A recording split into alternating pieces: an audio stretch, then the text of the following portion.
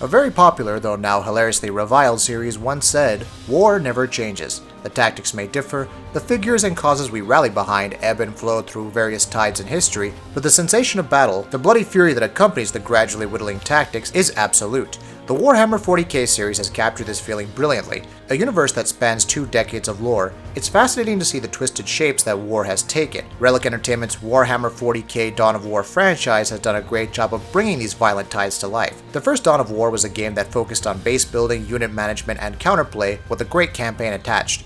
Dawn of War 2 upped the ante further by focusing primarily on hero units, upgrades, small squad tactics, and the same awesome storytelling. Now, like some amazing secret sauce, Warhammer 40k Dawn of War 3 has consolidated both of these gameplay formulas together with, you guessed it, great storytelling. Even for those who aren't deeply familiar with the lore, the setup for Warhammer 40k Dawn of War 3 is badass. It begins with House Varlock, the Space Marines contingent set up on the planet Cyprus Ultima under attack from the Orcs. For some reason, the Imperium stays orbiting the planet, refusing to send aid. Such rules don't apply to Gabriel Angelos and his Blood Ravens, who immediately land on Cyprus and engage the Orcs. The introduction provides an overview of Angelos' abilities, unit production, managing different objectives, and so on.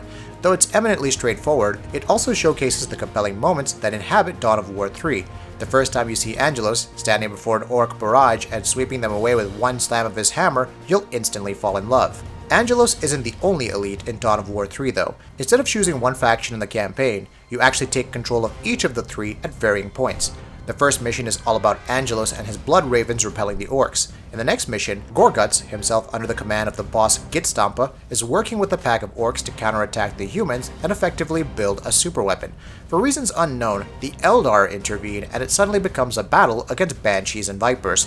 These aren't just heroes with varying special abilities that lead to diverse playstyles, complementing their armies in interesting ways. These are genuine characters backed by a strong script and stellar voice work. Maka could come off as arrogant and stubborn, but there's a soft motherly side that's genuinely worried for the cause. Gorguts may be angry and vicious, but he's also cunning in an unpredictable way. As for the storytelling, though the mission briefings are fairly static, especially some of the cutscenes which are presented as animated 2D artwork, they do a great job of advancing the plot. The in-game conversations during missions are also great, thanks again to the voice acting and characterization. How exactly does Dawn of War 3 play though? As noted above, it's an amalgamation of the systems seen in Dawn of War 1 and 2. You'll be leading an elite into battle, but also establishing bases and garnering resources. Resource points exist to be captured and contested over to keep your bases running. Cover points, which can provide fortified positions for your ranged units, can also be taken and captured. As the campaign rolls on, you'll receive different objectives like rescuing an advisor, assaulting different towers on a map, while also contending with reinforcements targeting your home base, guarding superweapons, engaging in boss fights, and so on. Each of your units possesses special abilities like the Assault Marines' jump jets and can be used to either change positioning or inflict massive damage on a foe. Each faction has their own share of unique units as well, from heavy range units with Gatling guns and anti-armor weaponry to builders that can teleport across the map and provide support. These factions are further expanded with support buildings like the Eldar's Webway Gates that can help them teleport across the map, or the Orcs' Warg Tower that can rally the troops for pushes. Units can be upgraded to unlock new abilities, gain more health and attack damage, or just use more powerful weapons.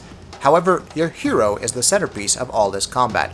Angelos' speciality is crowd control, smashing units away and creating space. Maka attacks from a distance, throwing her spear and conjuring spells before summoning it back to her.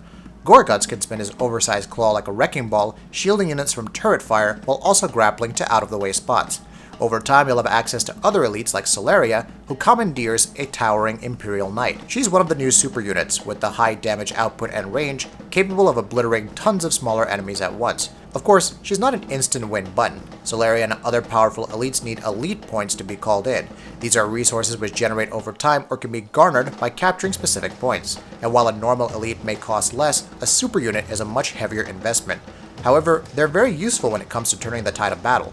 Don't rely on them too much though, since they can be countered. Solaria, for instance, can be swarmed by anti-armor weaponry and doesn't have much mobility for escaping when her health is low. That's one of the great aspects of Dawn of War 3 though. It can be a mix of tactical play as you capture cover points and resources while assigning squads of ranged and melee infantry to support you and cut down enemies. You can focus solely on your elite, who gains experience and other abilities with each successful mission, tearing through the opposition. This elegant mix of line unit management and MOBA-like focus on heroes can be hard to handle at times, especially when the game throws 3 different elites to manage at one point. However, it never becomes overwhelming thanks to the simple yet intuitive mechanics which are very well demonstrated in the tutorials. Furthermore, there are doctrines that can further mix up your playstyle, affecting the status of units given the right conditions. For instance, when playing with Angelos, a drop pod can heal any units nearby it. Maka's doctrine allows other elites to enter stasis and regain health if they're close to dying. Elites gain new doctrines as they level up, leading to more variety. As such, there are also army doctrines that can be equipped before heading into multiplayer for varying effects, like Space Marine scouts receiving bonus damage on their initial attacks. And while I have no doubt that a meta will eventually emerge in multiplayer, this style of gameplay leads to some very engaging matches. Despite the presence of only one game mode, it's a push to capture resources, counter enemy units, flank their bases, and ultimately deploy elites that can turn the tide. The doctrines, combined with the unique abilities of each faction, makes for a rip-roaring good time in multiplayer. However, since I only played against AI, I can't say much about the netcode and stability of servers at this time. A note on the AI though, whether it's the campaign or in skirmish, they fight hard enough on normal to present a challenge without being overwhelmingly cheap. That's a tough balance to achieve in any game, but Dawn of War 3 makes it look so easy. There are the odd quibbles I have with Warhammer 40k Dawn of War 3, such as how the pathfinding of units can sometimes cause problems. Also, the style of gameplay may not be nearly as revolutionary as its predecessors. These are minor, almost non-existent complaints for me, and totally subjective if you're someone else. Dawn of War 3 otherwise delivers stunning visuals at all turns with remarkable performance, with distinctly animated units, awesome special effects, watching an elite go to town for instance never ever gets old, and great environmental design.